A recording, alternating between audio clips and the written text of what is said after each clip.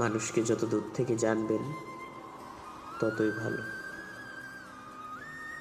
কাছ থেকে জানতে গেলে তিক্ততা বেড়ে যাবে, ঘৃণা চলে আসবে। মানুষ অপ্রাপ্তিতে সুখ দেখে, সে ভাবে প্রাপ্তি কতই সুন্দর, অথচ কত শত মানুষ প্রাপ্তিকে অবহেলা করে। মানুষ দূরত্ব পছন্দ করে না, আবার দূরত্বে না থাকলে মানুষ গুরুত্বে থাকে না। দূরের আকাশ কিংবা চাঁদকে মানুষ ভালোবাসে, ভালোবাসে এমন অনেক কিছুই যা মানুষ ছুঁতে পারে না।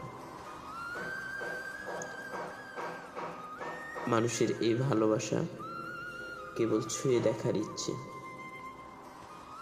মানুষের এই ভালোবাসা কেবলই কাছ পাওয়ার আকাঙ্ক্ষা। ইচ্ছেগুলো শেষ হলেই ভালোবাসা পাঞ্ছে হয়ে যায়, আকাঙ্ক্ষা পূরণ হলেই মানুষ ফানুস হয়ে যায়।